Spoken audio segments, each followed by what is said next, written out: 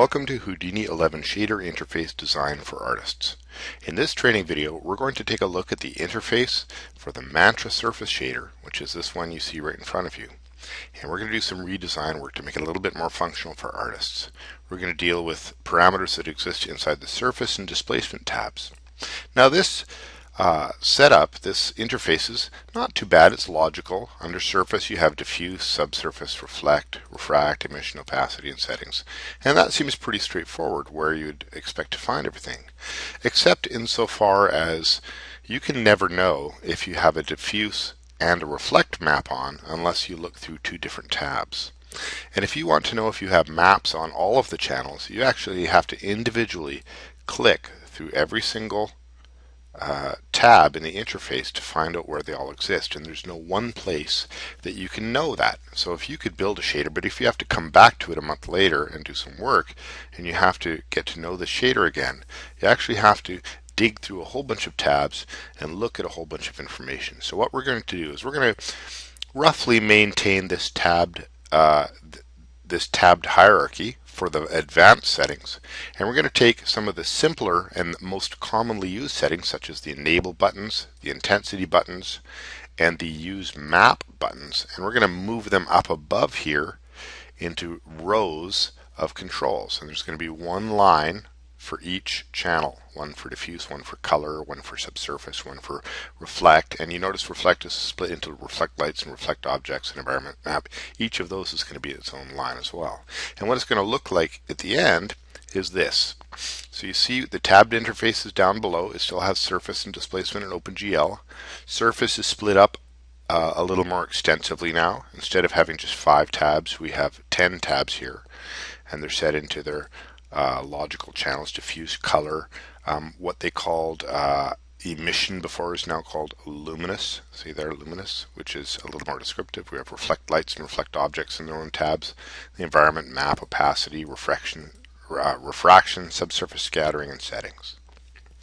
And now up above here, what you can tell is by looking at a material and looking at this interface, you can tell instantly if it has a map applied to it, if it is enabled, and what its basic settings are. Its intensity, color, luminous might have intensity on it, whether or not it's reflecting lights or objects, whether or not it's partially opaque or transparent, whether or not it has refraction or subsurface scattering or displacement enabled or anything like that. So let's just take a quick look through what the final product is going to be like. We can turn diffuse off and on. We can set our diffuse intensity right here, brighter and darker. We can add noise. We can change, and any of the advanced tabs, any of the advanced controls like what the noise, what type of noise, and its amplitude and so forth are down below. The tabs are reserved for more advanced parameters. The simpler ones are up above. We can apply a noise map. In this case, you can see the map parameters become enabled when you turn map on. So we can select, for example, a map of stripes and put it on there for the diffuse channel. We can turn the color off and on right here.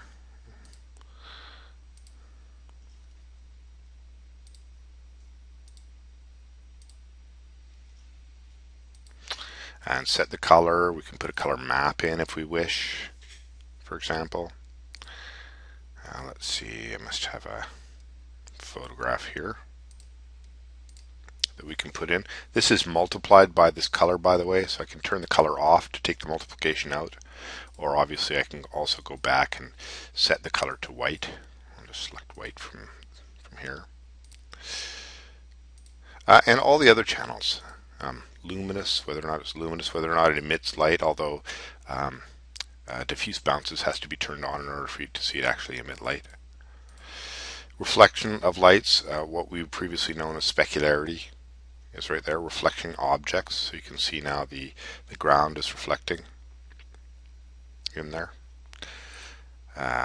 Environmental reflection map, if you want to put an environment to reflect in, although you should probably use an environment light for that. It's probably more appropriate. You can change the opacity right here and apply an opacity map if you wish. Once again, we'll try that stripes again. So you can change your opacity based on a map. There's a lot of functionality actually in this interface that doesn't even exist in the basic Mantra shader. We've added a lot of extra things. Also, subsurface scattering. We can apply displacement. There's nothing in the displacement channel yet, but we could, for example, turn on some noise to make a displacement. Or we could use a displacement map. Again, I'll use that stripes. It's a good example. So we can do a stripes displacement.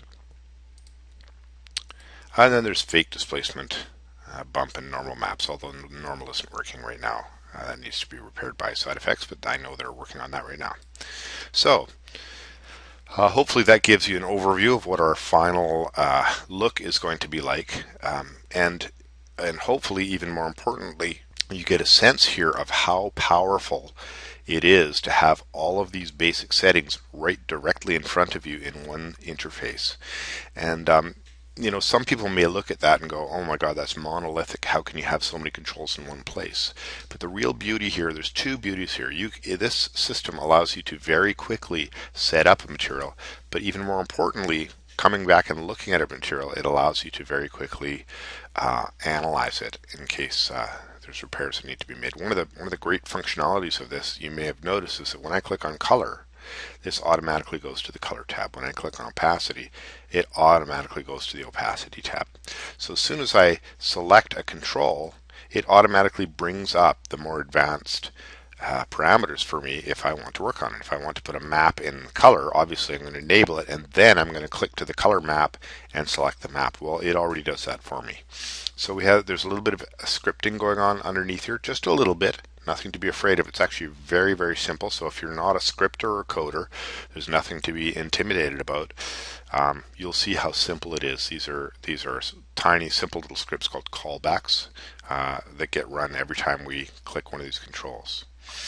And you'll also notice that when the map is not in use, all of its controls are disabled, and that tells you that you can't use this right now. So don't even bother trying.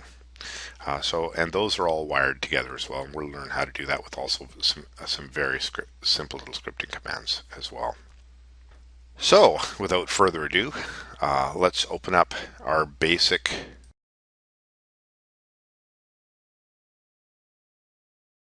Mantra surface interface and start fiddling around with it. Okay, in this first section we're going to start with a really simple approach to improving the Mantra surface shader interface. So to begin with, let's just have a look at the materials palette and open up the Mantra surface shader. I'll just open up the materials palette here so you can see a little better. Here's the material surface shader. And to look at the interface, we simply need to either click inside here, or we can go back to the shop view and we can click on the node that's inside the shop network. So looking at the interface here, it's not a bad layout. The tabs are set up in such a way that it's fairly obvious what you need to do. Under diffuse, we have a diffuse intensity and we have base color. And then if we scroll down, we see some additional controls. We can use a color map. Under subsurface, obviously you can enable subsurface scattering, and then there's various settings for subsurface scattering for using that. Then we get into reflect, and reflect has a number of different tabs in it. It has one for reflect lights, one for reflect objects, one for setting up an environmental reflection map that reflective materials can use, and one's called reflection mask map. And what this means is the amount of reflectivity on a material. So what we'd normally call in other softwares a reflection map, but they call this environment map the reflection map. So there's a bit of terminology weirdness here, and we're going to deal with all of that in our redesign of this interface. Reflect lights and reflect objects, what they're talking about here is reflect lights is the new terminology that means specularity. So it means reflective highlights from your light sources. And then separately we have reflect objects, which is what we previously thought of as reflectivity. So what we used to know as specularity and reflectivity are now called reflect lights and reflect objects. And to me, that's a lot more descriptive terminology. So I think that terminology is really improved. And then, of course, within reflect lights, we have various controls, intensity.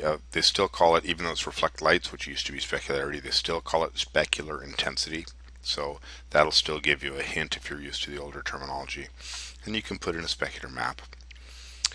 And you would expect if there's a map under reflect lights for there to be map under reflect objects, but there is no map. That's because the map for reflect objects is called the reflection mask map, and it's way down here at the end. So it's a little bit odd. In refract, start with your inside and outside index of refraction. Then underneath that we have enable refraction, so that's a little bit odd. And you can pick the color refraction angle, which the higher the angle, the more blurry the refraction becomes. For example, if it's frosted glass, you'd want the refraction to be quite blurry. And no refraction map down here. And then in emission is what many other softwares call constant or luminous. When you enable emission, it means the material is illuminated like a light bulb or a computer monitor or a candle flame or whatever. However, enabling emission doesn't necessarily mean that it's going to emit into the scene. So there's this extra one, emission illuminates objects. So you can have an object be constant by enabling emission and turning off illuminated objects if you don't want it to emit light into the scene. And even with emission illuminates objects turned on, you still have to make changes to your renderer, for example using PBR and some number of diffuse bounces before this enabled is actually going to illuminate the scene. And we'll also look at that. Opacity settings, same thing. I mean, opacity is a good, clear terminology. And fairly obvious parameters. Object scale, opacity scale rather, opacity color. You can use an opacity map here, that's good. It's interesting to me that some of these channels have maps and some don't. But we're going to look at all of that. And then under displacement, this is set up a little bit oddly. It says true displacements up here in this kind of upper tab here, and then it has a displacement map in a separate tab. So this is treating a displacement map and noise, procedural noise, and a bump map, which can either be, by the way, a bump or a normal map, as true displacements, but they're not. This checkbox doesn't have any effect on bump or normal maps. It does have effect on noise, and it does have effect on displacement map.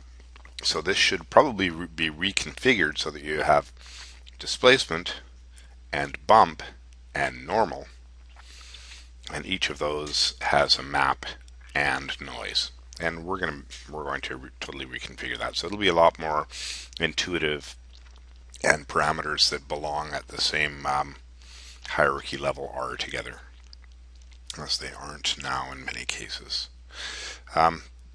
The Mantra Surface Shader is really a quantum leap in terms of the kind of shaders, the diverse number of shaders that were available before. For artists especially, this gives us almost a one-stop shop for almost all of the shading requirements we're going to need in day-to-day visual effects, and even in non-photoreal rendering, for which there are many applications. So, far be it for me to complain that Side Effects isn't doing their job. They're doing a fantastic job, and with this first kind of release of the new shader paradigm, I think they've done a fantastic job. But as an artist, what I'm looking for when I'm looking at a material, especially when I'm first creating a material, I find it very annoying and difficult to have to switch through all these various tabs, and there's a lot of them, to look at the individual parameters that belong to one single material. The kind of interface that I'd like would be one block with rows of, and each row being a separate channel, and each row containing, for example, an enable button and an intensity or scale button, and then a switch that tells me whether or not I'm using a map or maybe a procedural texture. So we'd have a list of lines with channels, and you saw that in the introduction what we're going to get to. So we're going to do that, and we're going to start by setting up different folders. And rather than the way they're set up now, right now we have under surface we have diffuse and color. Under subsurface we have just subsurface controls. Reflect is a whole set of tabs.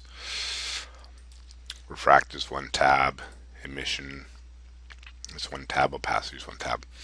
We're going to, under surfaces, we're going to end up with 10 tabs actually, and they're going to be called diffuse, color, luminous, reflect light, reflect objects, environment map, opacity, refract, SSS for subsurface, and settings. And the reason for that is those tabs are going to correspond to the lines of channel controls that we have in the upper half of our interface. So we want one tab per line. So this constitutes a fairly major reconfiguration of this shader interface.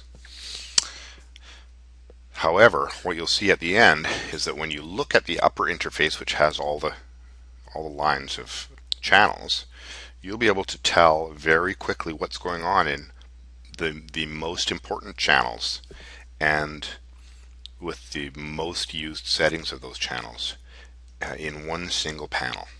And that's gold to an artist who wants to understand the situation with the material, to be able to, without having to dig through a whole bunch of tabs, to simply see all this information right in front of them in one single interface is huge, and it really improves the workflow of artists.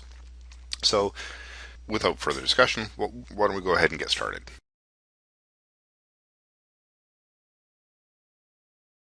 So changing the interface for shaders fairly straightforward. For actually any interface is pretty straightforward. There's this gear here, and when we drop down the gear we have lots of options, one of which is edit parameter interface. And when we click that, we get a panel like this one. And what this panel tells us is right here in the middle it says existing parameters. Over here on the left are the possible parameters that you could create. For now we're not going to create any new parameters, except we might put in some separators. See, there's separators in between here. But what we can notice if I collapse these right away is you can notice that all of these folders coincide with the tabs in the interface. And that's exactly how it's designed, how it's set up. If we look at the tabs here, we can see that the tabs are exactly the same as the hierarchy of folders. So we can rearrange folders and create and move around tabs simply by adding folders. And that's the first thing we should go ahead and do. We should go ahead and rearrange our folders so that they are in the proper configuration for the channels that we're going to expose in the upper part of the interface. So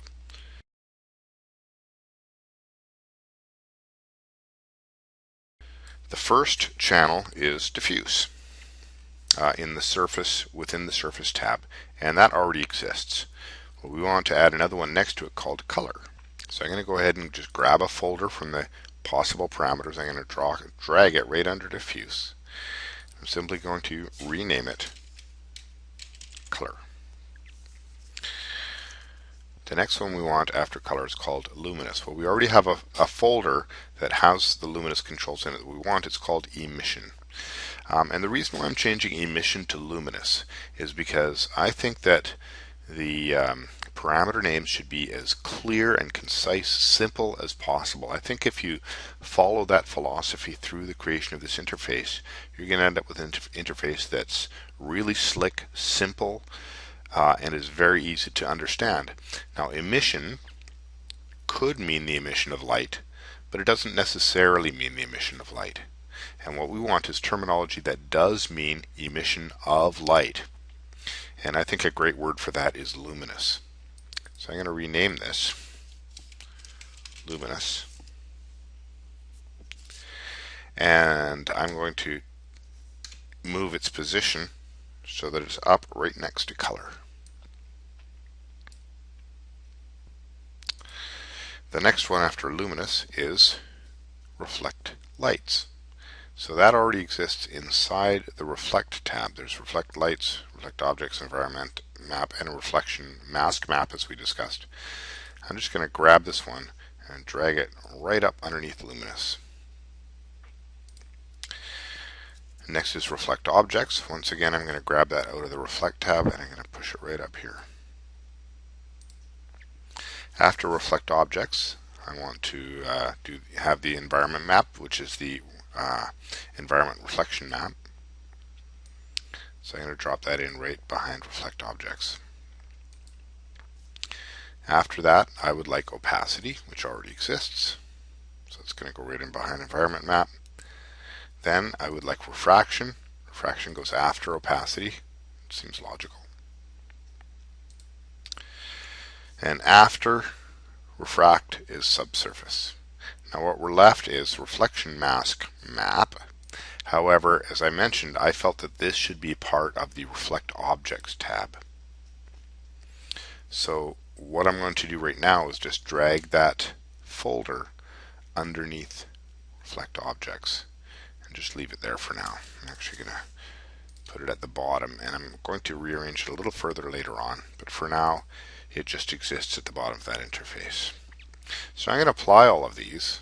The settings don't take effect until we apply them, and I'll close the edit parameter interface, and we can see that our channels are all in there now.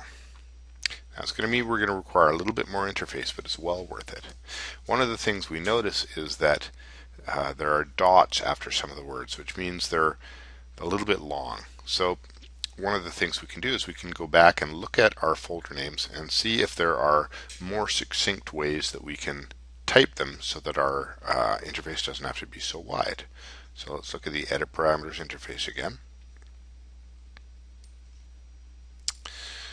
And we'll just minimize these folders so we can look at them. And some of those, definitely some of the folder names are very long, much longer than they need to be. And ultimately what we're looking for is a really simple, really succinct interface.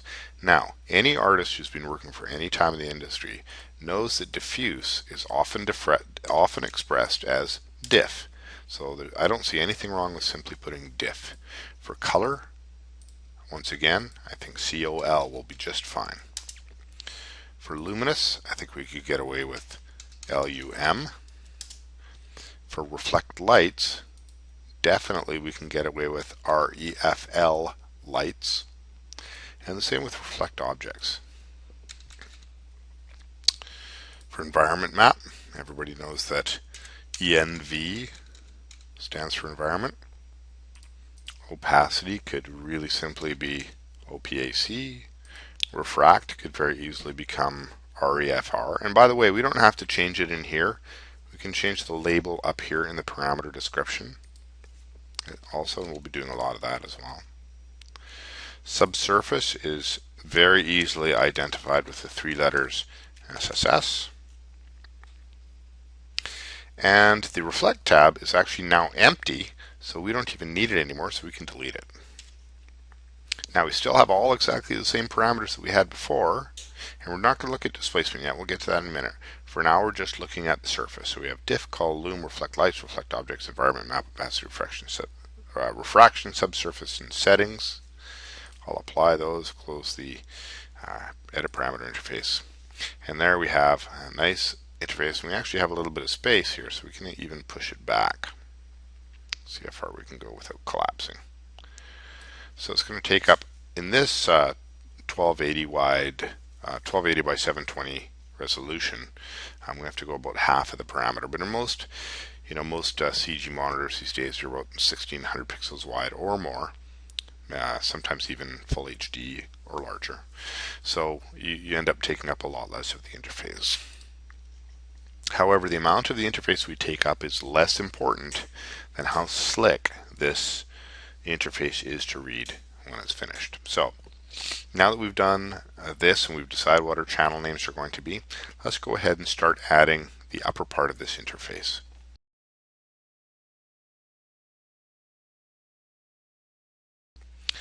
I'll open up the edit parameter interface again.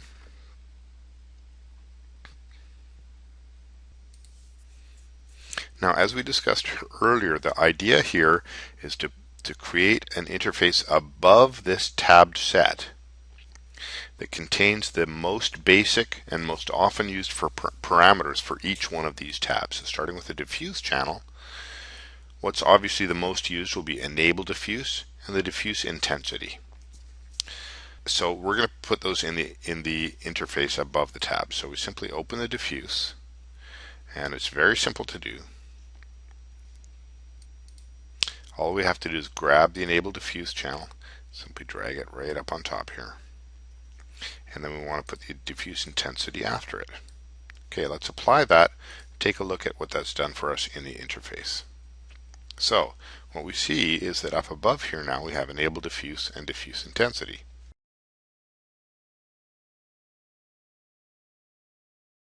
Let's now do the same thing with color, but the first thing we notice is that color, well, there's nothing in the color tab because we haven't put anything in there. The color still exists inside diffuse. Now you may wonder why I put diffuse and color in different channels. It's because of the way we tend to use diffuse and color. We tend to use them in different ways. And diffuse and color are actually the same things, whereas the diffuse intensity, what it will do is it'll raise and lower the RGB values equally. Color will raise and lower the RGB values individually. So if you're using the color channel, you individually change the RGB values or apply a map to do that. In a diffuse, you're simply going lighter to darker. In terms of color, we think of how things are textured, what they look like in terms of their color, whether they have a pattern on them or whatever. In diffuse, we often use the diffuse channel for kind of a general brightening or darkening as needed within a lighting environment, or for adding dirt, or for adding areas of highlight. So because we actually think of diffuse and use it in a different way, I think it really merits its own channel. However, right now the color is inside the diffuse channel, so we need to change that. It's very simple to do. Opening the edit parameter interface, and we'll simply find the color parameters, and you can see they're underneath this separator. So we can simply shift click to select all of these parameters and just drop them into the color channel. Now when we apply this, we can see that, oh, it looks like I missed a couple. All the color map parameters are in there. Let's go back into the diffuse here and see what I've missed. So I've missed use base color, the actual color, and use point color. So I need to move those as well. Not everything was below that separator. There it is. Use base color, and use point color. These also all need to go. And you know what? I should probably take their separator with them. The separator is just a line between different sets of parameters. It just makes it visually a little easier to see. And now when we look inside the color tab, we can see the use base color, use point color in there, as well as the use color map. And this white line in between is the separator we were talking about.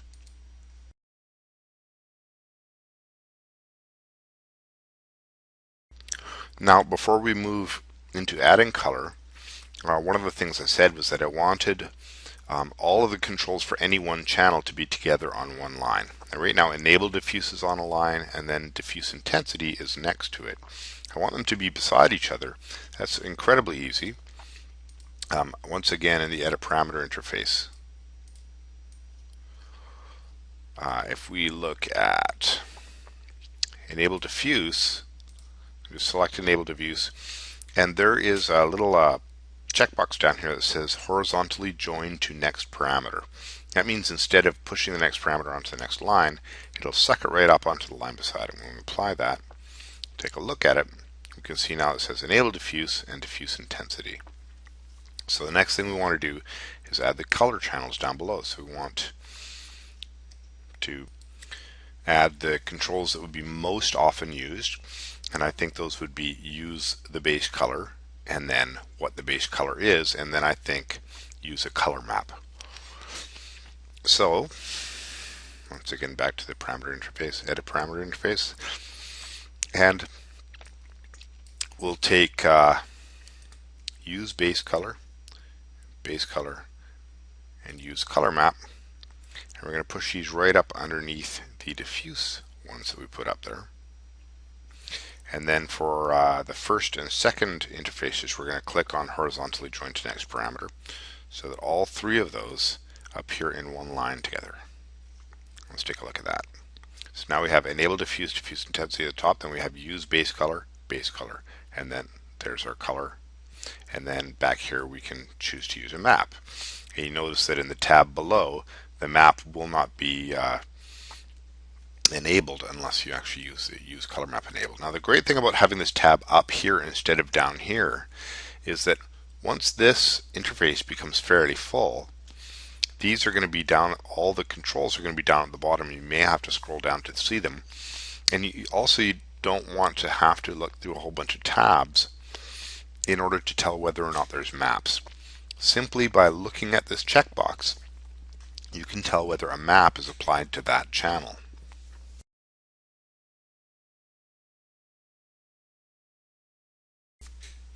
Now, before we carry on, this is starting to get kind of messy and wordy. And there's a really easy way that we can clean this up. For example, enable diffuse doesn't need to say enable diffuse. The fact that there's a checkbox there says that you're enabling it or disabling it. So this could be very easily named simply diffuse. We know, because there's a checkbox, we know that means to enable it. We also don't need this to say diffuse intensity. We could get away with just calling it int.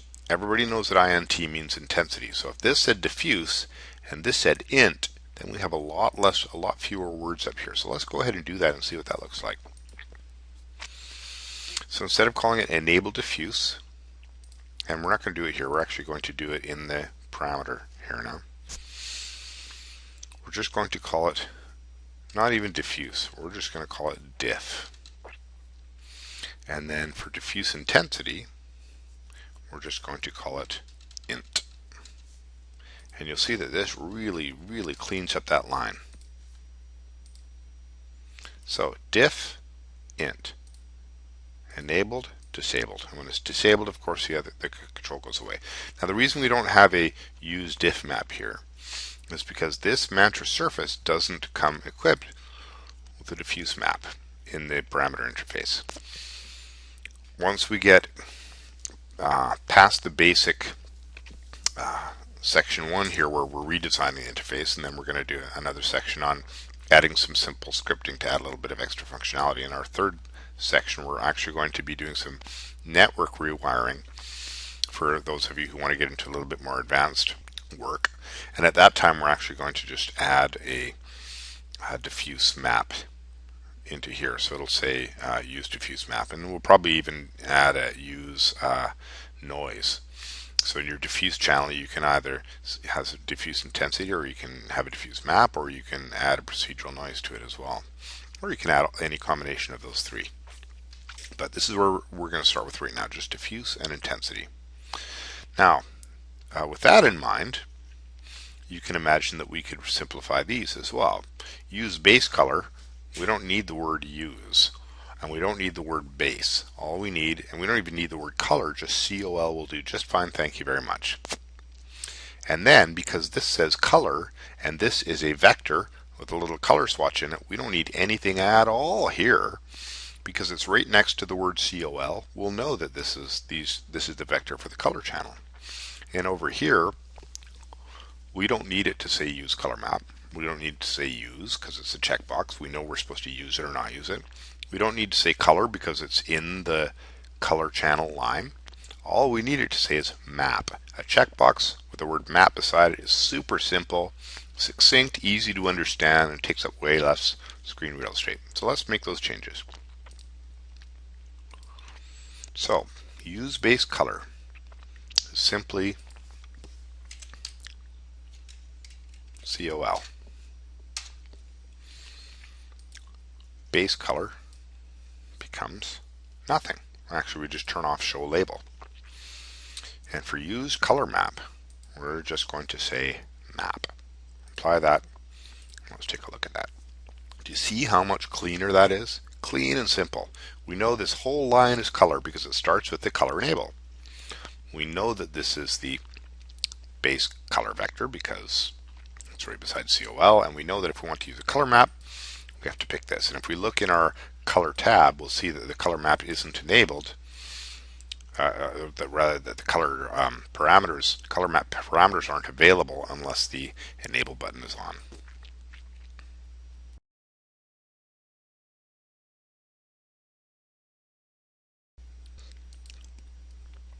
Okay, moving on to our next channel is luminous. Now, once again, you notice there is enable emission, there's emission intensity, there's emission in color, and there's emission illuminates objects. So only 4 controls. The only ones that we need up here in the upper interface are enable and intensity and map. There's no map in here.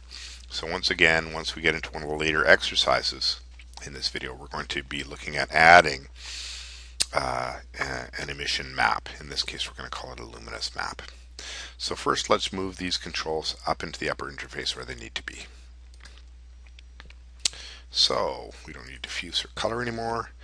We definitely want enable emission and emission intensity up there for now. So we'll grab these and drop them right up underneath the other two. The first one will turn on horizontally joined to next parameter so the emission controls are together. Now, in keeping with our other parameters, enable emission does not need to say enable emission. Our channel is called LUM, L-U-M, but I think we should call it luminous. And the reason I think we should call it luminous instead of LUM is because I don't think LUM is very intuitive. I think LUM, people might not necessarily use the word luminous, but if they see the full word luminous, then it'll be a lot easier to understand. And I'm mentioning that because, you know, we've used other short names like diff instead of diffuse and cull instead of color. I don't think we can do that for luminous because I don't think everybody will understand what LUM means. So to make this the most usable for everybody, in this case, we'll put the full word luminous. Oh, you know what? We should include emission illuminates objects in here as well. But I would rename this one. Emission illuminates objects is long and cumbersome. How about emit light? That seems to make sense. If this is on, then it's actually going to emit light into the scene. So let's move that up, and I think it should go right next to luminous. So luminous on, then emit light, and then emission intensity. So emission illuminates objects. We'll stick that right up under emit enable and turn on its horizontally joined to next parameter, and I'm just going to call it emit light.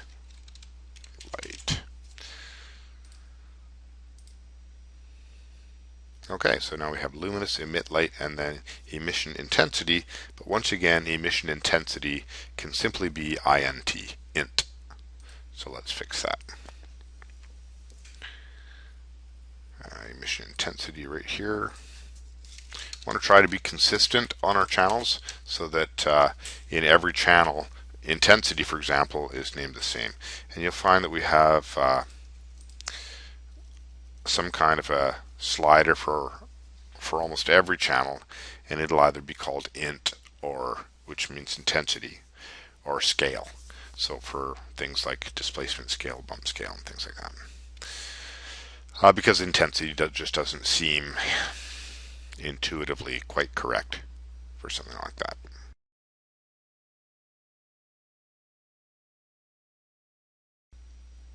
Alright, next up is the Reflect Lights tab.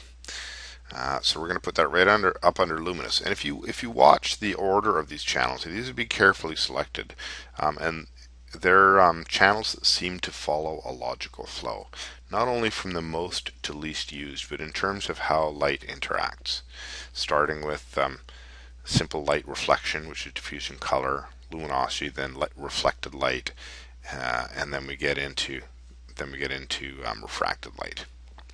So in the Reflect Lights tab, we definitely want to add the Reflect Lights Enable button up into the upper interface. Specular model isn't that important. We do want to add specular intensity.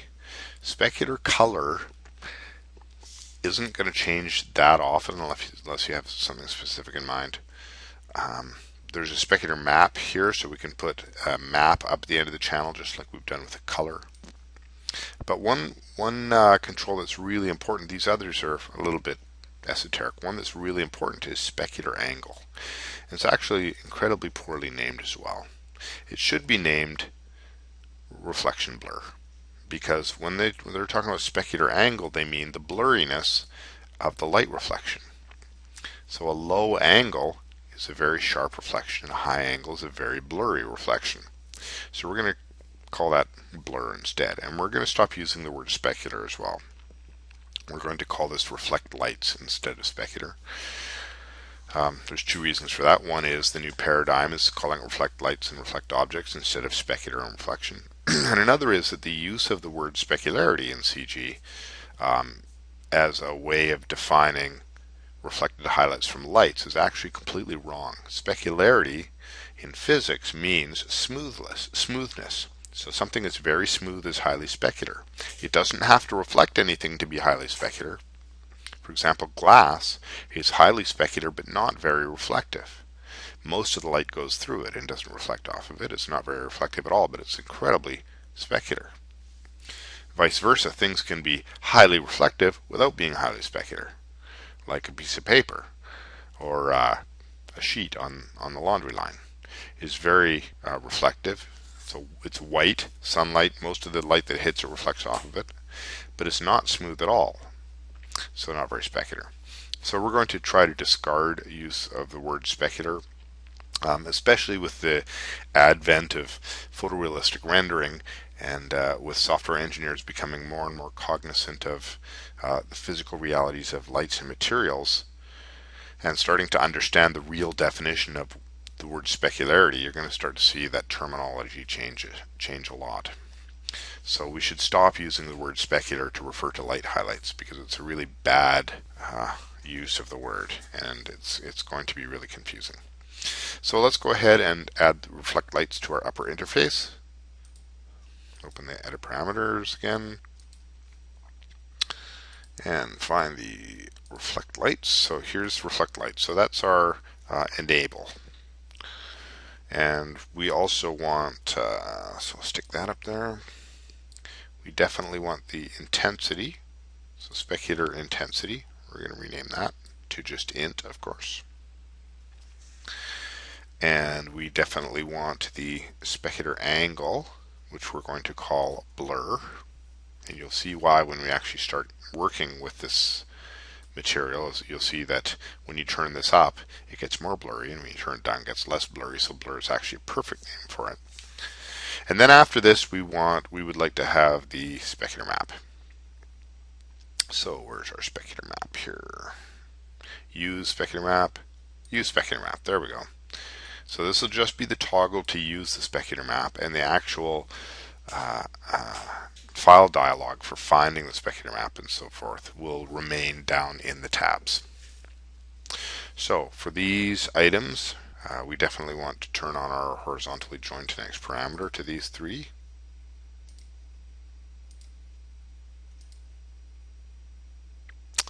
And we'll apply that and take a peek. Okay, so we have reflect lights, specular intensity, specular angle, and use specular map. So these, obviously, all these parameters need to get renamed so they're not so wordy. So reflect lights, we're actually going to leave that as reflect lights because people, especially in other softwares, and a lot of Houdini users even, aren't familiar with the terms reflect lights and reflect objects. So we're actually going to leave those in so people get used to them. If I just put lights and objects here, it wouldn't be obvious that it was reflection. I want it to be really obvious what this channel does. and I think reflect lights is the best way to do that. So we're going to leave that one as reflect lights to introduce what this channel is. Specular intensity is simply going to become int.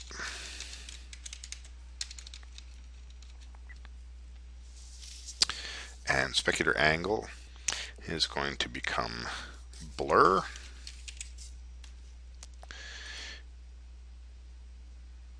And then use specular map is simply going to become map.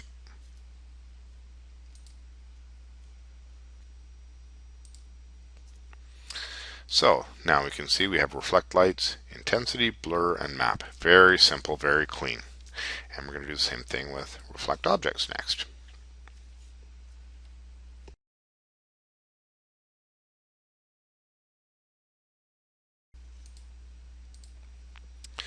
So reflect objects, we want to add the reflect objects enable. We want to add, okay, I should go back to the interface for a second. Under reflect objects, there's this thing called separate object reflection parameters, which you can see right here. Separate parameters for intensity, color, and angle. The reason why this option is here is because if this is off, then it will take these values from the reflect lights tab, the color and the intensity and the blur, which are now moved up here, intensity and blur. Well, we don't always want our specular or our reflect lights values to be the same as our reflect objects, so they've given us the option to have separate object reflection parameters. I think this is a really good thing, mainly because often we want our object reflections to be very clear. In other words, have a low reflection angle, something like 0, so reflections are very sharp. But if our light reflections are very sharp, and we have a point light, for example, the specular highlight will be so small that we won't even see it. So often we need to blur the light reflection just so we can see a little bit of the size of the light. But we don't want to blur our object reflections. I think it's really good to have these. So I think we'll be using this button a lot, so we're going to throw that up there as well. Separate object reflection parameters should go right next to reflect objects, followed by reflection intensity, and then reflection angle, and then use reflect map. So let's do that. So we put reflect objects up there. Right behind it, we're going to put separate object reflection parameters. And that's a really hard one to rename because it's very descriptive. I'll probably shorten it down to OBJ, REFL, PARMS, or something like that. But it's hard to get very short, unfortunately. But once again, the important thing here is to make this interface as intuitive as possible. So sometimes we have to make sacrifices like this to keep our interface intuitive. We can't always just follow rules. We're interested in ultimate functionality here. So following this, we want to put the reflection intensity up, and then the reflection blur, which is currently called reflection angle, and then behind that, use reflection mask map. Now we notice that the use reflection mask map is down in this tab reflection mask map, and we're actually going to get rid of that right now. I'll move this up here first. And then I'm going to get rid of this tab simply by taking these guys. I'm just going to drop them right up here. Actually, I have to take them to the top and take these bottom two ones and stick them up at the top. It's just a trick. And then I'm going to put a separator right in between those guys. Now I can get rid of this empty folder.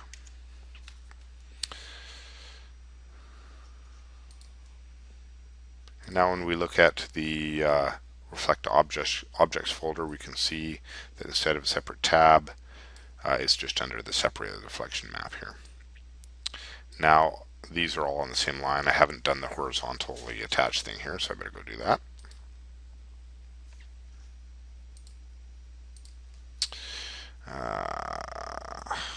Reflect objects, horizontally join to next parameter. I want all of these guys to be in one line together. Remember not to do it to the last one, otherwise the next item in the interface will get added to it, and you don't want that. You want it to start on a new line. So once again, reflect objects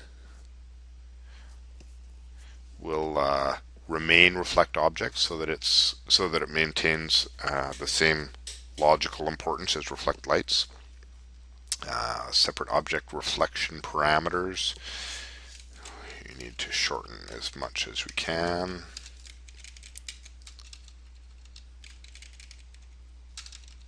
Separate obj refleparms should do the trick. And then reflection intensity, of course, simply becomes int. And then reflection angle, once again, becomes blur. And use reflection mask map simply becomes a checkbox with the word map beside it. Now, once again, these can be simply named without a reference to what channel they're in, because in the interface they exist on the line. So this map is for reflect objects, this blur is for reflect objects, this intensity is reflect objects, this separate object reflection parameters is for reflect objects. So anything that exists on this line lives with whatever this first item is in the channel line. So it's fairly intuitive in that way.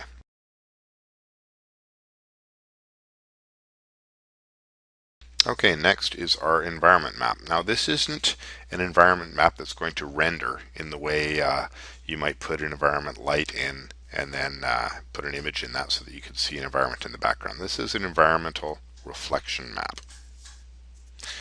So we're actually going to name it environment ruffle map so that it has a more intuitive name than just environment map. That's pretty ambiguous. And in this case, we're going to put in the channel line the enable environment reflection map. I'll just drag that up. We're going to put in the tint. And tint is good because often you want to quickly tint the color of reflections. We have a slightly different case here because whereas in previous channels, as you can see, we had enable luminous, enable color, enable diffuse, enable reflect lights. We don't actually have an enable environment reflection, but what we have here instead is an enable environment map. And what we've been doing in our interface has been putting map at the the right hand side of the interface, and the enable button at the left hand side of the interface.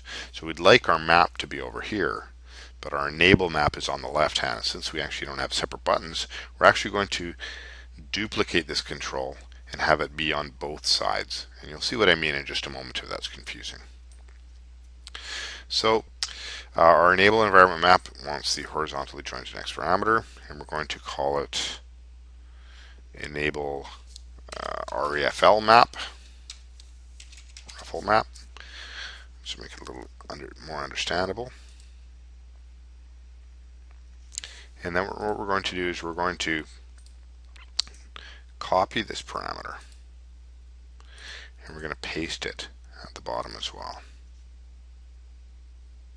Now, what we want to do is this is just a copy toggle, and we're going to put it at the back end,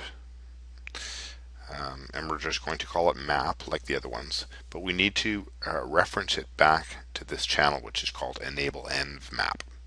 So we need to go into the channels, and we need to use a little simple bit of scripting referring the channel, and it's as simple as this: channel open parentheses quotes env enable env map. And this is case sensitive, so case is crucial. So this tells this checkbox to do whatever this channel does. Now when we look at the interface, we'll see that there's another, I should add this to the end. I have to make this one do the horizontal thing here. So let me just go back and do that. This tint needs the horizontally joined to next parameter. There it is. And you can see there's a color code on here which indicates that this is channel reference to something else. And what will happen is whenever we click one, the other will go on.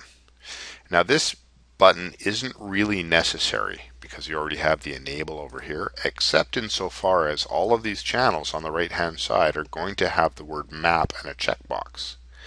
And it would be kind of difficult and unintuitive if this one channel didn't have map here.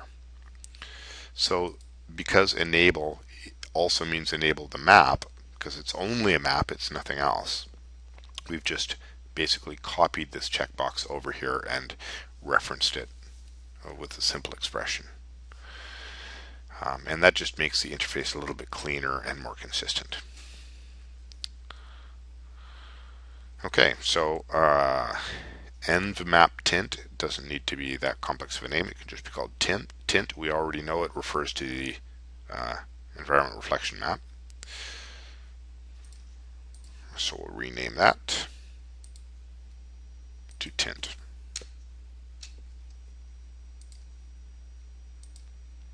Okay, you should start seeing a pattern form here. Now, one of the unfortunate things is, like for example, I would like these two intensities for reflect lights and reflect objects. I'd like them to be right over top of each other, and I like to blur to be over top of each other. But as far as justifying the position of these controls within this interface, we really don't have any control over that as far as I'm aware. And it's going to change as you move, as you make your interface larger and smaller.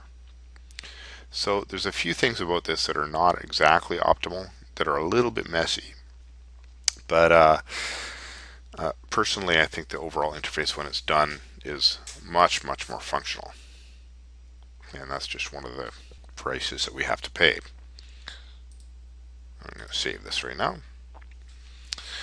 And we'll move on to our next channel, which is opacity.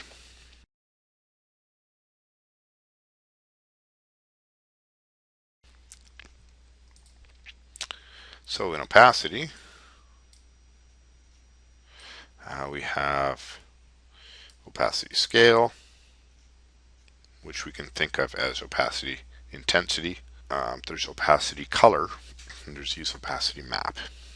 Now, opacity is kind of another special case. There is no enable opacity existing inside the Mentor shader. So we could go ahead and do what we did with the reflection map and simply put the map on both sides and copy a channel over. But I think we'll try a different methodology, not just for functionality purposes, but so that you can see another way to approach creating the interface. For opacity, we're going to pick the channel's opacity scale and use opacity map.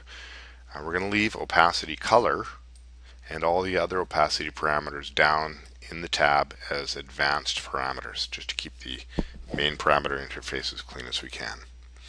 So, popping back into the edit parameter interface.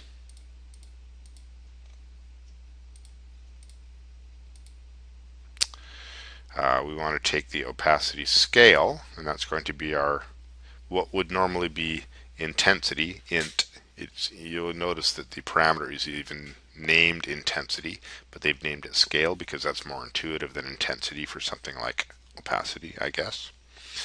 And we'll drop that up right at the bottom of the current upper interface. And we also want use opacity map up there as well. So I'll turn on my horizontally join. Opacity scale can just be named scale. It doesn't need to be named opacity scale. And use opacity map, once again, can be simply named a map. We'll apply this. Take a look. So here's our next channel, our next channel line, scale and map. But what we're missing is the enable button. And the enable button just doesn't even exist in the supplied interface. So we need to add one. Pretty straightforward. This is where we get to add a parameter. What we want to add is a toggle, which is sort of like the toggle that we added for the environment reflection map.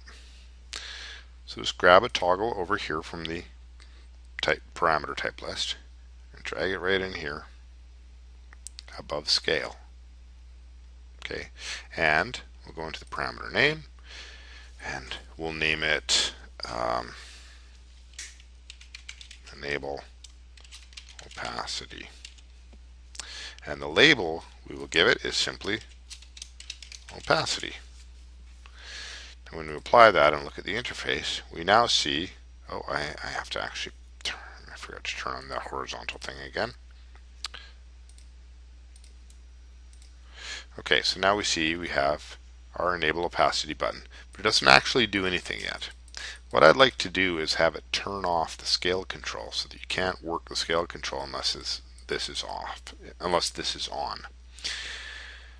How I do that is I can go into the scale parameter, and there's something called disable when here. And what disable when means is that when whatever in here happens, this parameter, scale, will be disabled. And the syntax is really simple. You simply do an open curly brackets, and you say when something else is on or off. And off, of course, in programming language is 0. And I want it to be enabled when my enable opacity switch toggle that I've added here is off. So if I say enable opacity equals, and it's two equal signs, 0, and then closed curly brackets, what I'm saying is disable this control scale when enable opacity is off. I'm going to apply that. Now, if I turn off this switch, then the scale parameter is disabled. So that's a kind of a nice visual indicator. So the opacity parameter isn't actually doing anything other than enabling us to access this parameter. But what it does is it keeps our visual design going so that you can see all down the left side are the channel names, and then of course down the right side are the maps, the map enable buttons.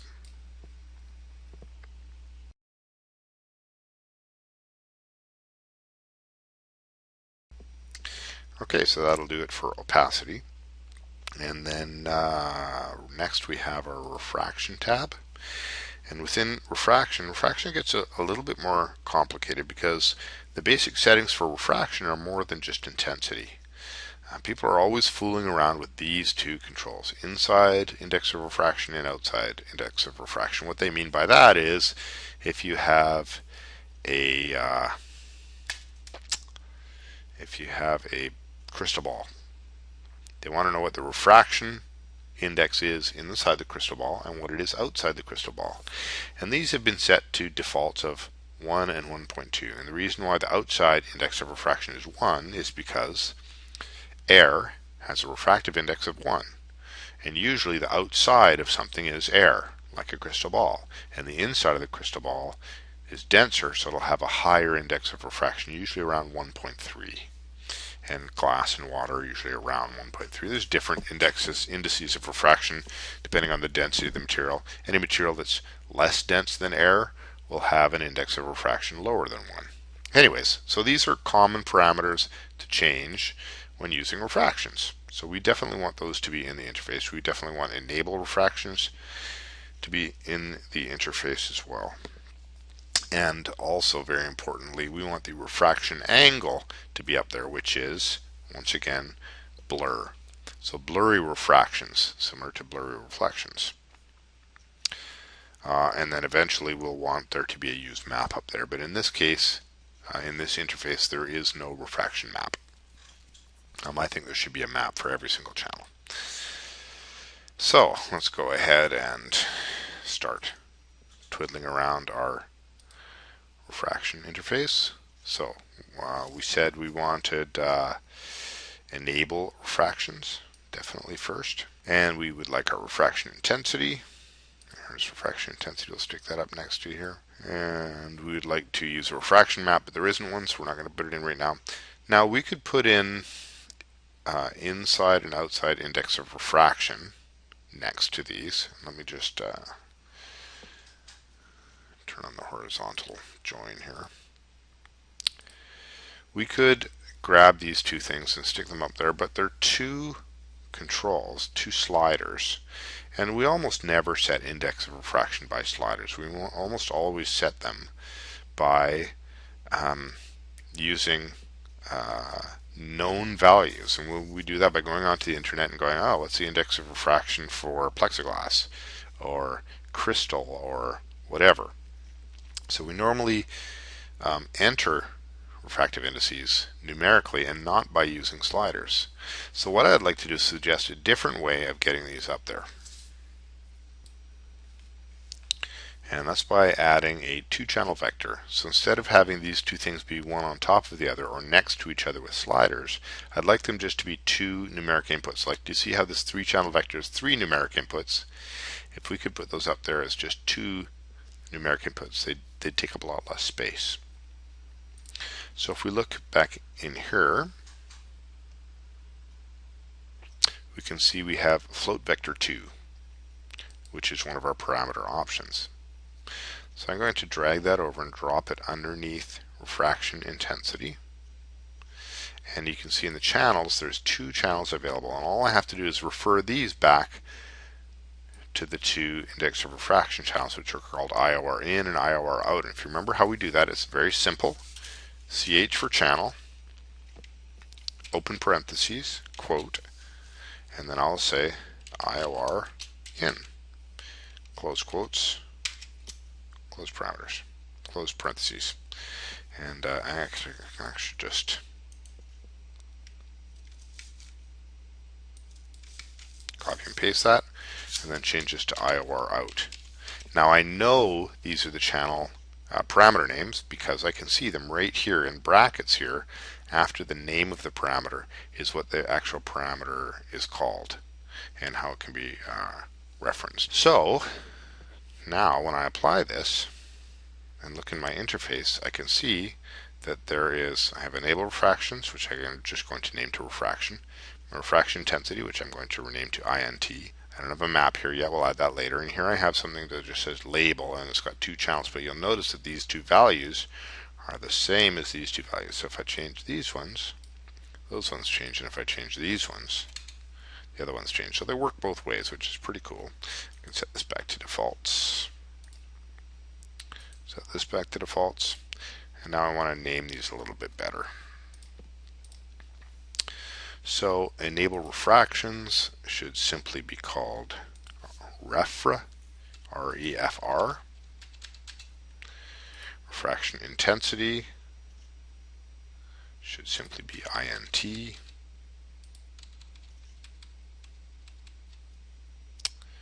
And label, a parameter currently called label, should be called IOR in / out. And I'm going to call it IOR in out.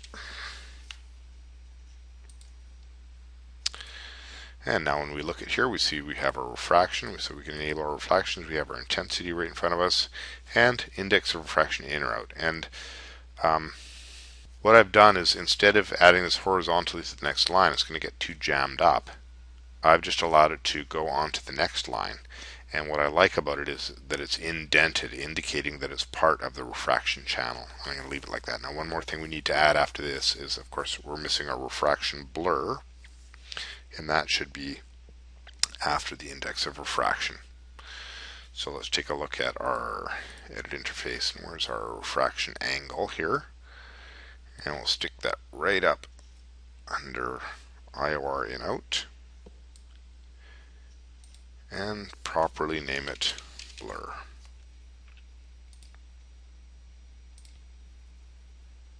And we have to do our horizontally attached as well, of course. I keep forgetting that. Horizontally joined to next parameter. And there it is. So we have refraction, refraction intensity, index of refraction, and refraction blur, all in one neat little package right in front of you. Okay, we're starting to get kind of jammed up here with both panes in here. So I'm going to tear off a copy of our shader interface. Simply tear off pane tab copy. And then now we can see our interface a little bit better, a little bit more easily. And you can see how this is evolving. How we're getting all our various channels in one line each for all of or most of the channels in the material available and directly in front of you. And then down below we'll have the more advanced controls within the tabs that are connected to each of these channels.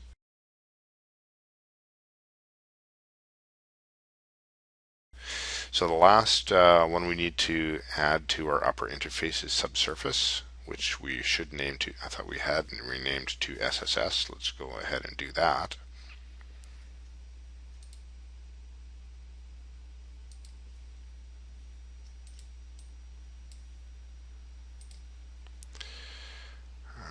Refraction subsurface should be SSS. Okay, so what we want to add from the subsurface scattering tab up into the upper interface are definitely enable. Wants to go up there first, and we'll turn on its horizontally join. We definitely would like the subsurface intensity up there next.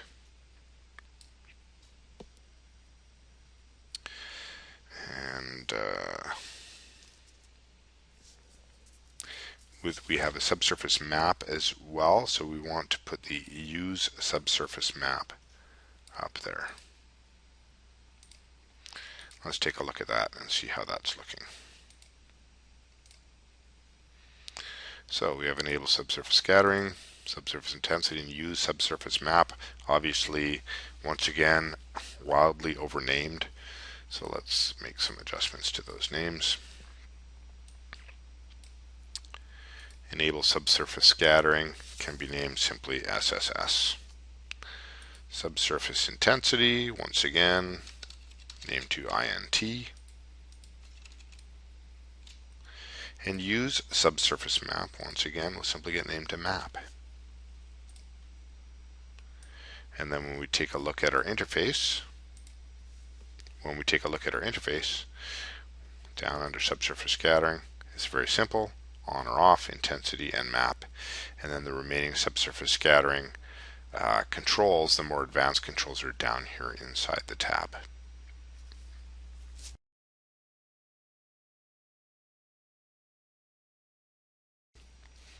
So that covers the surface tab, and we need to get into displacement because usually or very often we're going to use some kind of displacement on our materials, whether it's actual true displacements or a bump map or normal map. Currently the displacement tab is a little bit convoluted, and we have kind of different values at different logical hierarchical levels. So it's a little bit messy. For example, under displacement, as I mentioned before, you start with true displacements, but that doesn't, although it's above displacement map, noise, and bump, which includes bump maps and normal maps, it doesn't actually affect them all. So it's a little bit unusually organized. So the first thing we want to do is look in our displacements and define the different types of displacements we have. And the types are real displacements, bump maps, and normal maps. Those are the three kinds that we have. And within displacements, bump maps, and normal maps, we want to be able to have the opportunity to have an image map to create our displacement or a bump or a normal, or we want to be able to use a procedural to create displacement or bump or normal. So to begin with, we need to do a little bit of reorganizing to our folders here in displacement to get what we want. To start with, we'll simply make sure we have the folders that we want. And we have most of the folders we want. We have a main displacement folder. We have displacement map folder. And we have a bump folder, but we don't have a normal folder for normal maps. So we want to add, underneath displacement, we want to add a folder for normal maps. And I'll call the folder name normal. I'm going to put it after bump. So now I have displacement map, noise, bump, and normal. Noise actually currently applies to true displacements, so I actually want it to go inside the displacement map folder. So that's where I'm going to drop noise for now. Doesn't mean it's going to stay there, but this organizing takes a little bit of careful movement. We don't want to lose anything. We don't want to lose track of anything. So now if we take a look at our interface, we'll see. Okay, so here we go. We need to take another look at how tabs are arranged. We have displacement, bump, and noise, but we can see noise has been bumped way down here. And the reason for that is if we look at, actually that's okay that noise is inside there, but we can see that normal has been bumped way down to the bottom here. It should be next to bump. And the reason it isn't is if we look at the parameter description for bump, we'll see that it says end tab group. And you turn that on if you want the next tab to start on a new line. Well, we don't want it to, so we're going to apply that. And we'll see that now we have displacement, bump, and normal in a nice row, just the way we want them to be.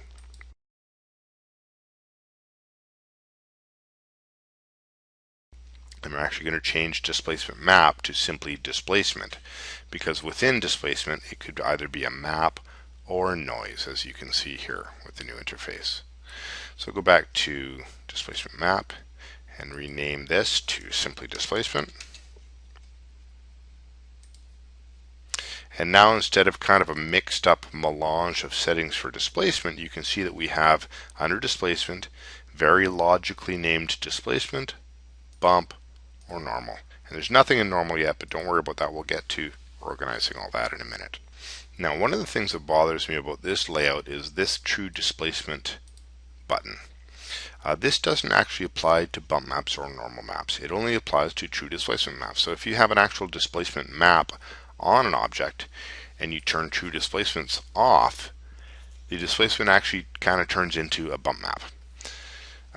So it essentially does almost the same thing as a bump map, at least visually as far as I can tell.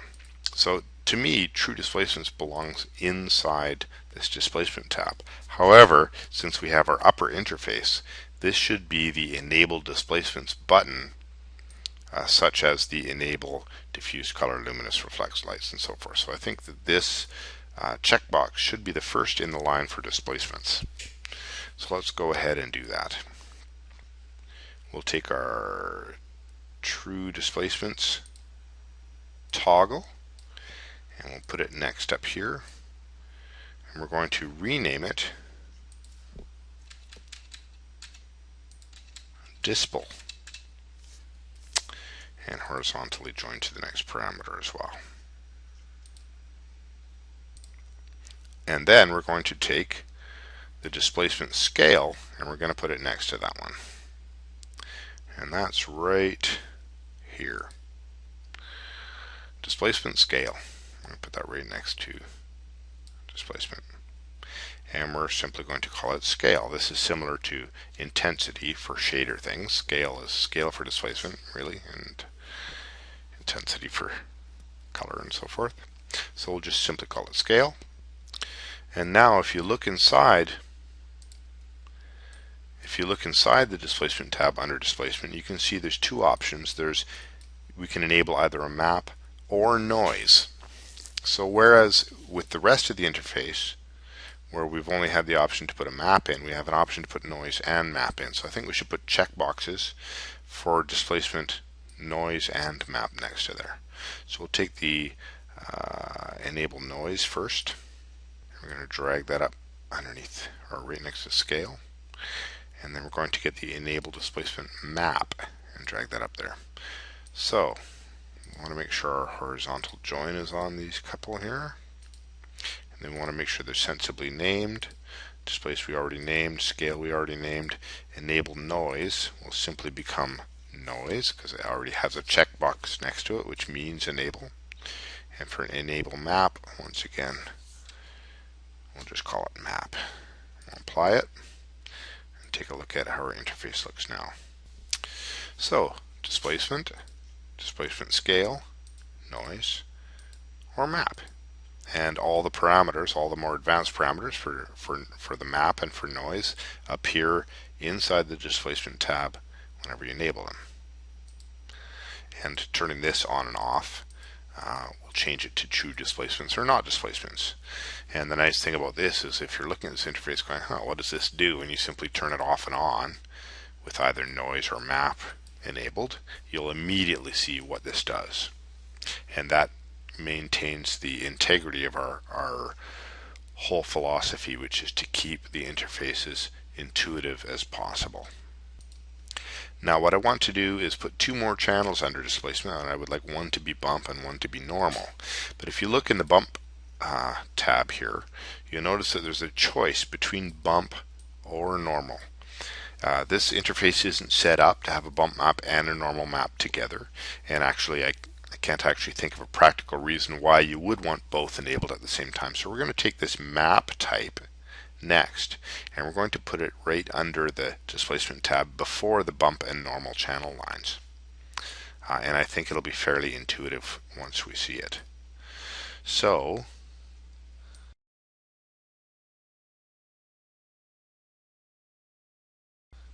I'll close noise and displacement and open up bump, and there's map type, and I think this needs to go right next. Let's apply that and take a look.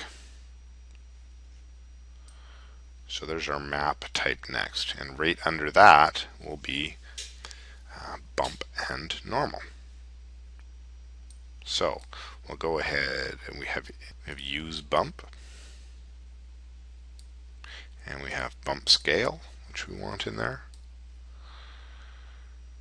And so these two can be one line, and then we'll do the same thing with normal, except the normal controls are all inside the bump tab. So we want to take, first of all, take those and drop them into the normal tab.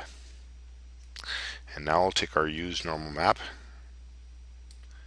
put it there, and then we would like there to be a normal scale or intensity or something, but there isn't a control that exists for that in the current interface.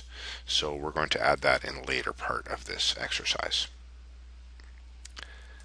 Now when we apply all of these, we'll see that they appear in our interface. The use normal map is indented because there's nothing behind it. Normally we need another parameter behind it to shove this over to the left hand side, so we're going to add that. But as with the enable reflection map, use bump map is enabling the map on the left hand side, so we're going to copy a channel over the right hand side to show that the map is enabled as well. So if you don't remember how to do that, we simply grab a toggle parameter, and we're going to stick one at the back end of use normal map, at the back end of normals, and we're going to stick one at the back end of bumps as well. When we apply that, we see those parameters appear, but we need to turn on the horizontal attach feature as well.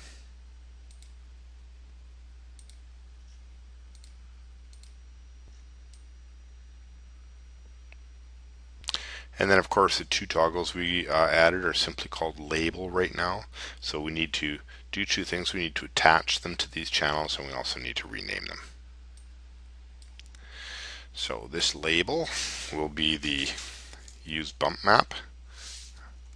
So we're just going to call it map. And the channel we're going to attach it to is channel.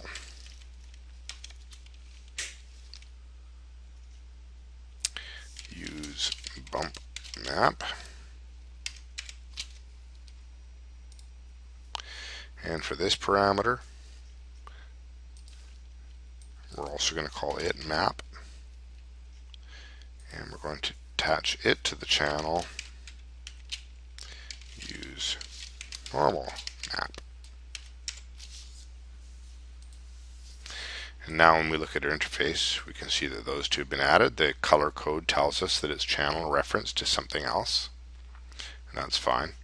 So now when we turn this one off and on, the other one turns off and on. We can do it either way.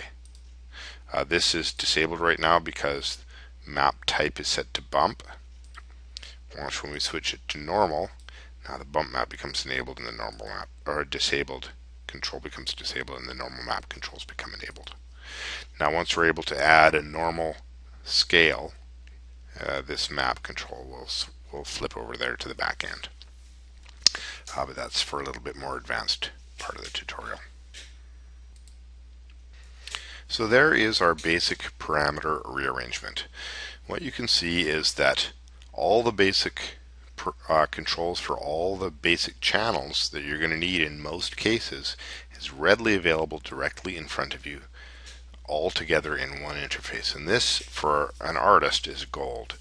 As I said, some of the controls in the middle here are a little bit kind of not very well aligned, but there isn't really much we can do about that right now. But I'd like to go ahead and try out this material shader and see if it works the way we want it to work. Pretty straight ahead. I'll simply, I'm just going to add a grid and a sphere to start with. And I'll switch to the render view.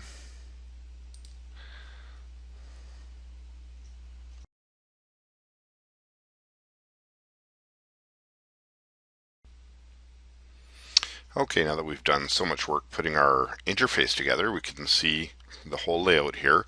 Each line is a separate channel, diffuse, color. Oh, I see it says use base color here. I should actually just go back and switch that to color. So we'll edit the parameter interface. Use base color should simply say color.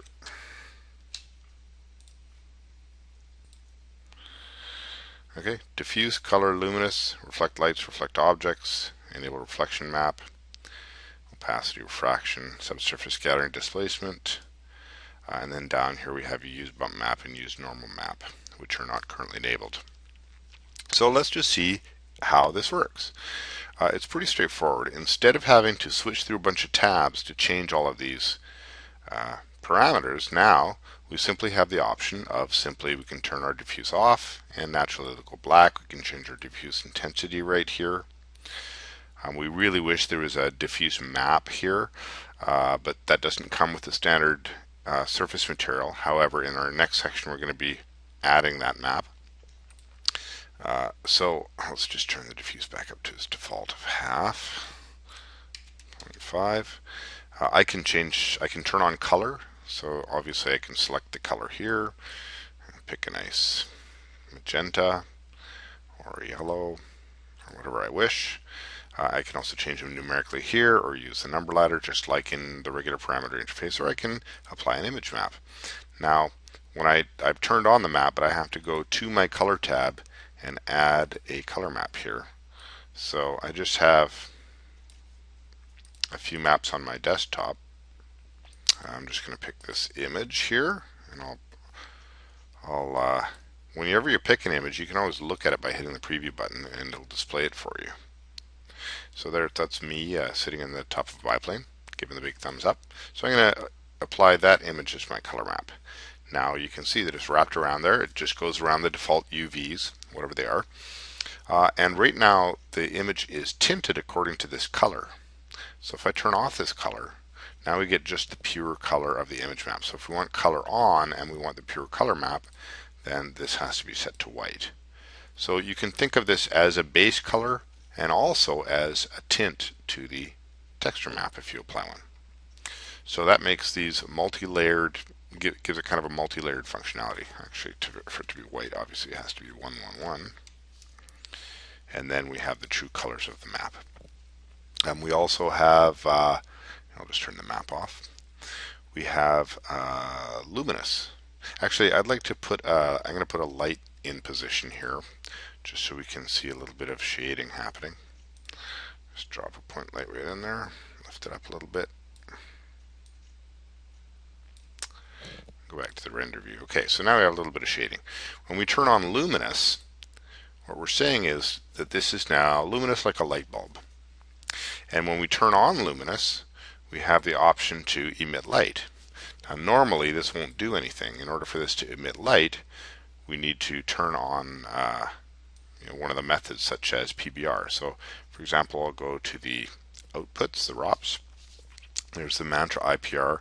Under the Properties tab, I'm going to switch the render engine to PBR. And also, you can actually see a little bit of light bouncing there now. I need to turn the diffuse limit up past 0. Diffuse limit means light bounces, or in this case it'll be light emission. So as soon as I turn that on, come on, you can see now that this is emitting light. So if I get back to my material palette, back to my surface shader that I've created, I turn off emit light. It's now not emitting light, but it is still bouncing light. The calculations are going to take longer because there still is light reflection going on here that's turned on from the PBR. So that's pretty cool functionality. I can also change the emit light intensity right here. So I can turn it down, I can turn it up, and you see that the amount of light that's being emitted into the scene is also dependent on the emit light intensity. Now I can turn off the diffuse and the color so that when I turn this down, it goes black. So now there's only light, only direct light instead of bounce light, or I mean only emitted light instead of bounce light involved here. Okay, so I'll turn off emit light, I'll turn our diffuse back on. I'm just going to go back to, just for the speed of rendering, I'm going to go back to the ROP and turn the diffuse bounces back down. Alright. Okay, so that's luminous. There should also be a map here for luminous, just like the diffuse channel is missing in the original Mantra surface shader, so we'll add that later. Reflect. If we pull this out a little bit, we'll see that this is reflect objects, and you can see that the ground plane below here is now reflecting in there. We also have reflect lights. Reflect lights creates specular highlights. So side effects is kind of taking a new direction here. Instead of calling it specularity and reflection, they call it reflect lights and reflect objects. And that's really smart because it gives you just the description, the parameter description gives you a very clear understanding of what will happen when you turn these things off and on. I'm actually just going to add a checkerboard to the ground here. I know there's one here. There it is under patterns. Just going to drag that right onto the ground plane, and you can do that right inside the render view. I'd like a few less checkers than that, so I'm going to change the frequency. I'll reduce the frequency by well, let's see what it looks like at half of that. Maybe a little less. Go 2 by 2. Okay, so now when we turn on our reflect objects, it's more apparent that the reflection is going on. Now here's the interesting thing. With reflect lights, in other words specular highlight, the default parameter for blur, for what they call the specular angle, is 10 degrees. And what that means is that this is a very blurry reflection. The point light that I put in there is 0-dimensional in size, but the reflection would indicate that it's actually quite a large light bulb. And they've done that simply by blurring out the tiny little point that actually should be reflection. If I turn the blur angle down to 0, which would be a perfectly specular material, then the reflection is so tiny that it actually disappears. Watch what happens if I bring it up to like 0.1. You can't quite see it there yet. Even a small value, see, it's very, very tiny. So for a very glossy material like a crystal ball or I don't know, something really glossy, the blur amount should be very low. However, in order to see lights, in order to make infinitesimally small lights like point lights appear, we need to turn our blur values up. When we turn on reflect objects, the object reflection parameters by default take their parameters from the reflect lights up here. So sometimes, like if we wanted that light reflection to be larger, we might turn our blur up to 10. We might leave it there, but look what happens to the object reflections. They become really soft. So it makes this material look kind of like brushed aluminum or something. We might not want that. We might want our light reflection to be nice and large, and we also might want our object reflections to be nice and sharp. So therefore we have this extra switch here, separate object reflection parameters. And that allows us to set the blur for object reflections down to 0. And obviously we have intensity values for both of these as well. As you know, we put those in. So we can turn down the intensity of reflections. We can turn them up. And also we can increase the blur. So we can make it as blurry as we want. We can go, if you put your blur way up to all the way up to 90 degrees, then you have an incredibly not shiny, not specular material. And then of course we can also add a map to define where the reflections reside.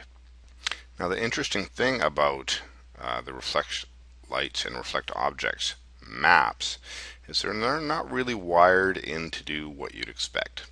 Normally in our lights reflection channel or our specular channel, we have a map that tells us where it's going to be specular and where it is not going to be specular. Therefore, the map should be tied into the specular intensity channel, but it isn't. This map, the map under reflect lights, is tied into the specular color channel. So what it'll do is it'll change the color of the specular highlight based on the mapping, and that's not quite right. We're going to have to fix that. And under reflect objects, it does the same thing. Once again, it's a color map, and it's with the reflect objects on, it's shunted into the specular color channel. So that's going to need to be applied to the reflection intensity channel as well. So these map enables and the map, all the map controls, the interface to add the map are all in place, but they're not really very well hooked up right now. So we're going to do that a little bit later on. We get into a little bit more advanced section a little further on. We can enable the reflection map.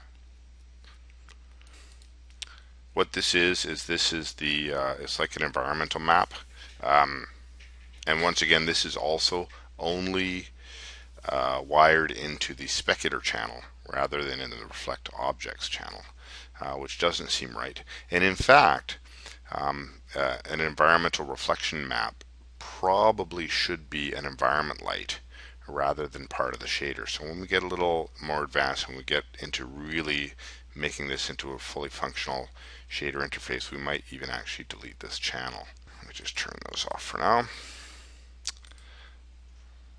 Our opacity enable, all it does right now is enable our button. So if it's disabled, we can't change the scale. Turn on the opacity button and turn it down, obviously it's going to become less opaque. If you go all the way to 0, it should actually be invisible, which it is. And you can even apply an opacity map. So let's go ahead and do that. And go over to the opacity channel. And I have this cool map called stripes. I'll show it to you, and I think we're going to apply that. So it's just some black and white stripes. And when we apply that, then we can see that our material is striped. So we can see that our opacity is working properly. We can simply turn our opacity map off if we wish. On, change the opacity of the map. The scale, opacity scale, multiplies with the map values. Let's just delete that map, turn that map off, turn the map off, and I'm going to put my opacity back up to 1, which is the default, and we can turn on refraction. And a refraction is, for example, clear glass crystal balls or glass windows, or vases, wine glasses, what have you. And once again, our controls are right here. Our refraction intensity is here, so how much it's going to refract. It actually works out to how clear the material appears. And if this, let's imagine this were a clear glass ball. If it were a clear glass ball, its diffuse value would either be incredibly low or off. And that automatically feels more like a glass ball. And the reason for that is if we're saying diffuse is at 50%, we're saying half of the light is bouncing off of the glass ball. But glass is quite clear, so we know that that can't be the case. It's got to be like 0.02 or something like that to be realistic. Most light doesn't bounce off glass. Most light travels through it, of course. So we can go back and we can change our index of refraction. Now we have IR in, out. Remember, we put those into the interface, and what that means is on the inside, index of refraction is 1.2, and on the outside it's 1, because air is 1. So anything outside of this geometry is 1, so that's natural for air. If this were a bubble inside water, then we want it to be around the other way around. So inside would be air, it'd be 1, and on the outside it'd be 1.2 or maybe 1.3. And so that's what a bubble would look like inside water. And if you've seen bubbles inside water, I'm sure you have, that's kind of what they look like. Now we also have refraction blur. This is, for example, if we have a glass ball that is frosted. So if we turn up our blur, we'll see it starts to look like frosted glass. I'll turn it down a little bit so you can see a little less frosted. All right. Let's turn that off. Set our index of refraction back to their defaults. And carry on. I'll turn the refraction off. And we're going to need our diffuse back on so we can see. I'll turn it back up to 0.5 so we can see our ball again. Now, we also have subsurface scattering. Simply enable it. And you can actually see right through the edge. You can see some of the light being transported through the material.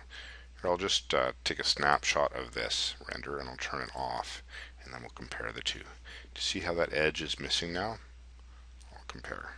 That's with subsurface scattering and that's without. So you can see that the light really is transporting into the material. And it's really as simple a matter as simply turning it on or off. And then of course, when you want to make more advanced adjustments, you simply go to your subsurface scattering tab and make the adjustments down there.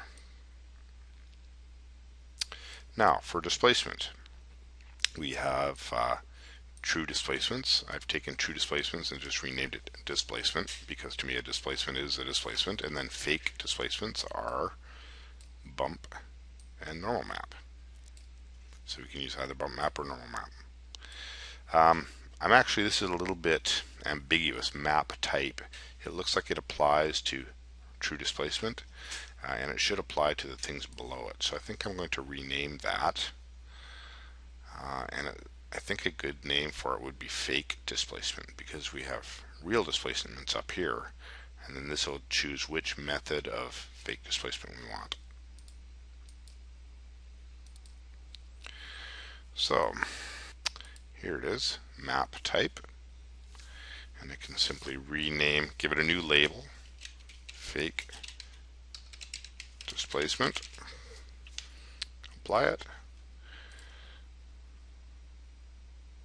and there. Now it says fake displacement none, and when it's at none, you can see that neither the normal map or the bump map are enabled. When we pick bump, use bump map is enabled, and when we pick normal, use normal map is enabled. And we may change the functionality of this around a little bit when we get towards the end. Obviously, we want our normal map to be, we would like both our maps to be over at the right hand side with all the other maps, and then have an enable and disable button on the left hand side. But that's more advanced, so we'll take care of that, and we're going to be doing some networking with that later.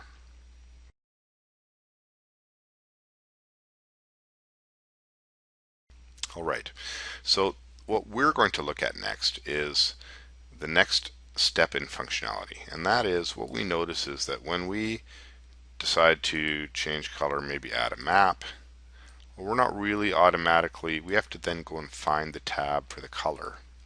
And wouldn't it be great if whenever we clicked anything on the color channel line, if automatically our color tab appeared for us? Wouldn't that be nice? I think it would be really nice. And that's actually, if you know how to do it, it's fairly easy to accomplish.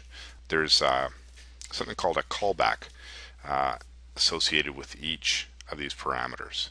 And what it means is that the callback is a little piece of Houdini script that will be run every time you access one of these parameters, every time you make a change to one of these parameters.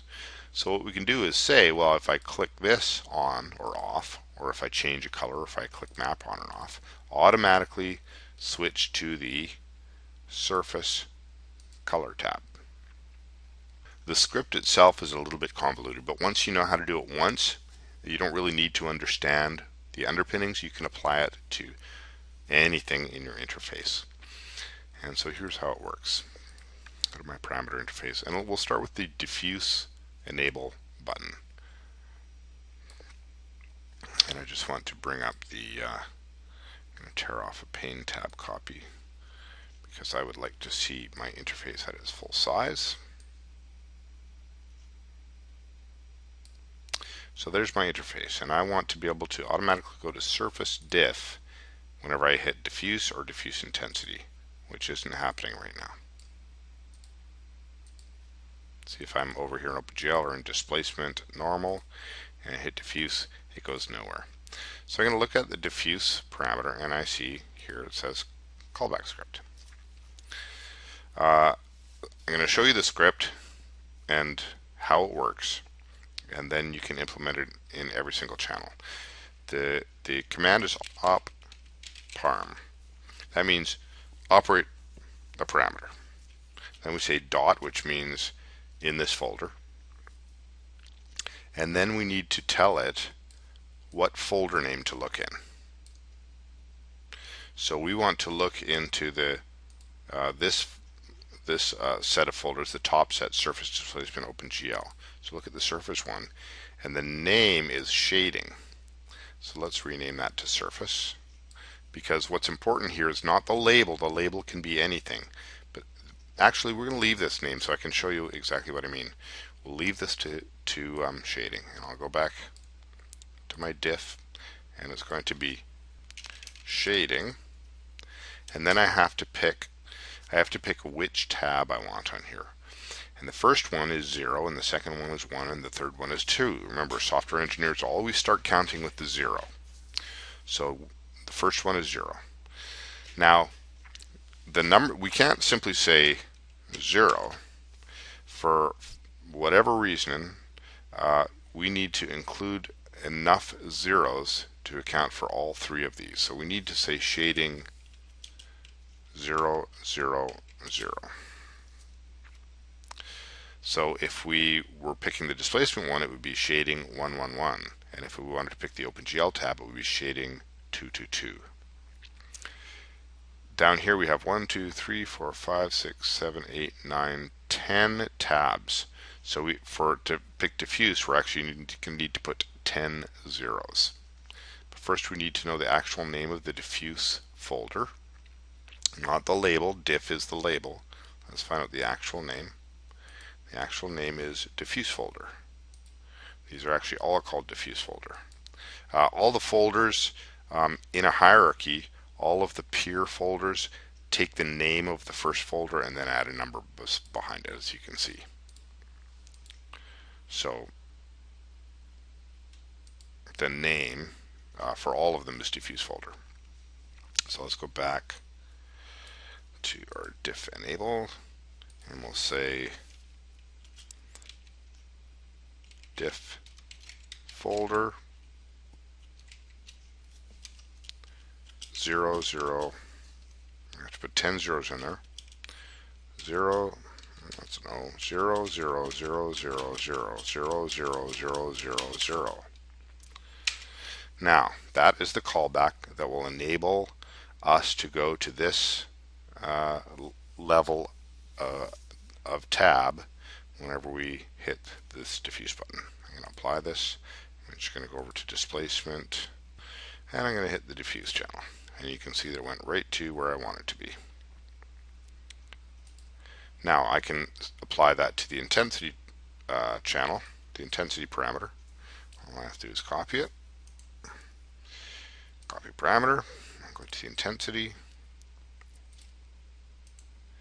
and paste copied values. There it is. If I want to go to the color channel when I enable or disable it, obviously I can simply go to the color parameter.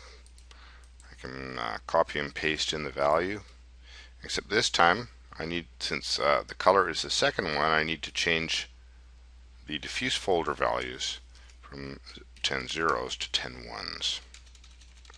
And that's kind of cryptic and weird, but once you get your head around it, it's pretty straight ahead to go ahead and do them all. Yeah, this is one of the things, you don't really need to understand why this works in order to actually implement it.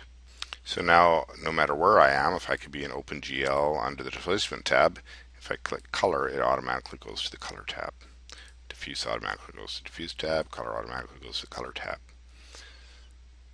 And I should actually apply this to these values and the map as well. So in my color parameter, oops, I'll copy my callback script, copy, go to the base color, paste it in there, and go to the map parameter as well. That's the map parameter for the color channel, and I'll paste the callback script into there as well. And so these should all work now. I'll hit the apply button just to double check. And now if I'm not in that tab and I hit the map, I automatically go to the color. If I'm not in that tab and I make a change to a value, automatically go to the color tab. So those are working great. And just to familiarize yourself, I'm not going to make you sit through every single one of these, but sitting through 2 or 3 will help clarify exactly what we're doing. If we look at the luminous, that's the third tab, which is 2. So when we do the callback script for luminous enable, and I paste it in, paste copied values, all I have to do is take these 1s and switch them into 2s. And remember that the number of 1s has to correspond to the number of tabs at that hierarchical level. That's why at the beginning of the callback script we have 3 zeros, because there are 3 tabs here. So this is tab 000, this is tab 111, and this is tab 222. So simply have to make 10 2s here.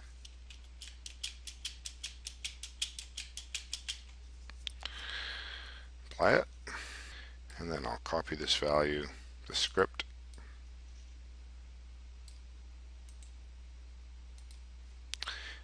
and I'll paste it into emit light and into intensity. And there isn't a map yet on emission, but once we get around to doing that, we'll have to put that callback script in there as well. I'll apply those, and now whenever we hit luminous, we should automatically go to the Loom tab, which we do. Very good.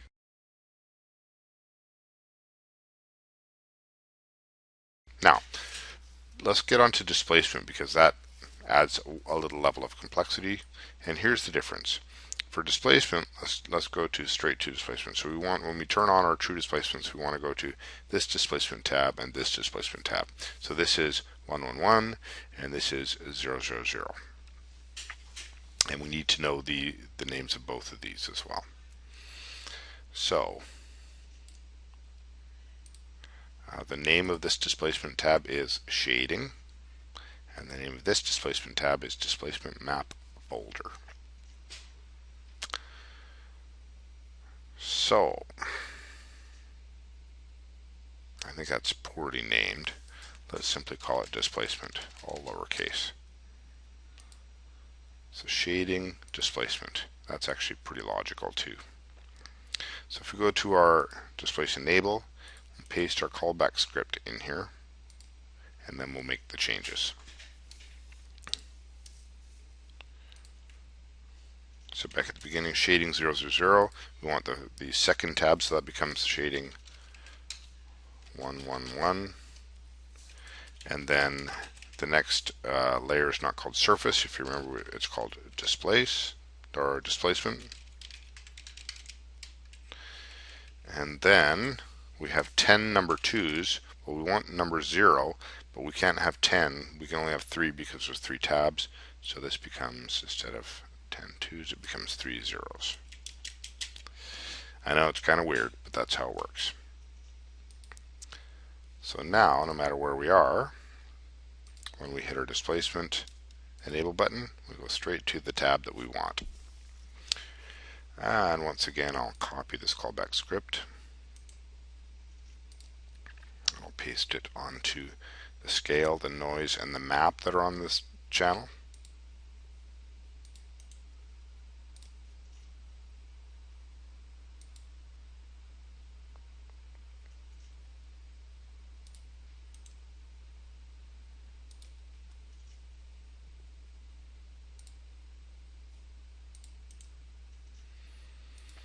And now, whenever we activate any of these, we should automatically go down to this displacement tab. So let's just try that out. Make sure it works. Good.